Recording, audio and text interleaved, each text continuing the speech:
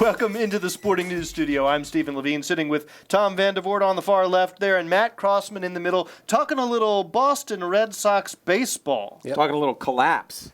Not a little collapse. Well, it's not as bad as 78 or 86. That's what you're telling me, right? Well, you know what's interesting? As soul-crushingly bad as this collapse is for Red Sox fans, I don't think there's a comparison to 78 because that really wasn't a collapse. They won the last 8 games of the regular season. That's right. They collapsed and then they rebounded, which they could still do this year, theoretically. They could, and I think if you look at the 2006 Detroit Tigers, they clinched the wild card, lost 6 games in a row, didn't win the division, beat the Yankees in the American League Division Series, won the ALCS, and then played basically the worst World Series anybody's ever seen. So they got that. It always comes back to the Detroit Tigers for you, doesn't it? Everything does. Yeah. So you talked to a couple umpires from 1986 World Series, Red Sox against the Mets, which we all remember that one. We do. In 1978, the one-game playoff against the Yankees, we know it as a Bucky Dent game.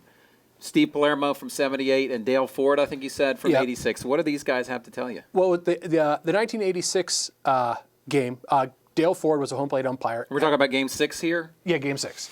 And interesting thing, he's no longer an umpire, but he's a politician now. He's a state representative in Tennessee. And I find that interesting that you go from a world of black and white, safer out, fair or foul. There is no in between. There's no. Well, don't no ball and strike. That's gray. There is gray. That is open to interpretation. No, but a pitch is either a ball or a strike. Agreed. All right, theoretically, it's not. You're messing up my analogy. Okay, keep going. Shut your cake holes for a minute. So start over and scene. So he is a home plate umpire for the 1986 Game 6 collapse. And a couple of interesting things that I had either forgotten or didn't know, that a rogue parachuter parachuted onto the field in the middle of the game, and he said he almost had a heart attack because the guy basically landed at second base in the middle of the game with a parachute. If what happened after that hadn't happened, that would be like one of the iconic sports moments. And the game just wrapped up as per usual. Yeah. Did that turn the tide? No, it didn't do anything really. All right. It's just interesting that this guy parachuted. Nobody remembers it. I think Bill Buckner turned the tide. Right. Bill Buckner did turn the tide. And the ump said, first of all, I couldn't believe Roger Clemens got taken out because Clemens was just mowing down the Mets, and that's a long-standing controversy. And he basically said, I was a pitcher's umpire, and he was mowing those guys down, and I don't know why they took him out. And then he said when Mookie Wilson hit the ground ball to Bill Buckner, he thought, well, we're gonna go into another inning now because obviously he's gonna catch that, and we're just gonna go on. And he didn't. And the umpire Dale Ford told me that the Bat Boys had told him that inside Boston's locker room they had already put up the plastic to protect it in case of the celebration. And I loved how they started tearing that stuff down about as fast as you could. That was what did it. That was bad luck, man. They jinxed them. And I loved how he finished the story. He said, I guess it's like Yogi said, it ain't over till it's over. And I thought that was just priceless to quote a Yankee talking about the worst loss in Red Sox history. Well, speaking of the Yankees, one of the worst was definitely that one-game playoff, Fenway Park. And I remember because I had a car with Go Red Sox 78 on the back. My dad used to work in Fenway Park when he went to law school. He used to clean up after games, so he's a big Red Sox fan. So we followed that team very, very closely. That was one of the most painful games for Red Sox fans. There's a couple of things about that game that when you look at the details, it makes me wonder why they fixate on Bucky Dent. Because it was 2-0 when he hit the home run. It's the 7th inning. He hits the home run. It's 3-2. Now the game ends up 5-4. So obviously that home run's important, but it wasn't a walk-off because obviously it's in Fenway. It wasn't in the 9th inning.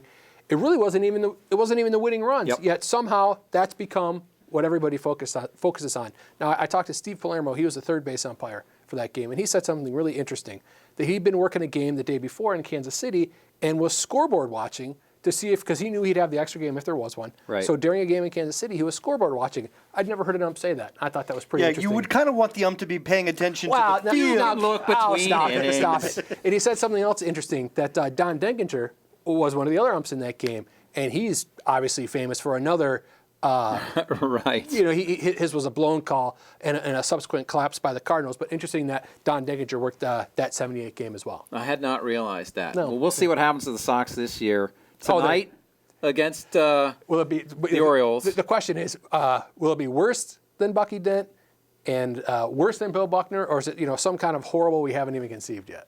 But you're confident that the Red Sox They're will either going find to a lose way. tonight or they're going to lose in the playoffs. They will Is that what find a you're way saying? to top themselves. You want to hear about the worst story I've ever written? It's sort of related to this. Okay. Go ahead, Matt. Why not? We got nothing but time. I had to file a game the Sunday before the Bartman game, which was on Tuesday. So I write this story saying all the crazy ways the Cubs have lost, the lovable losers, those guys are all dead.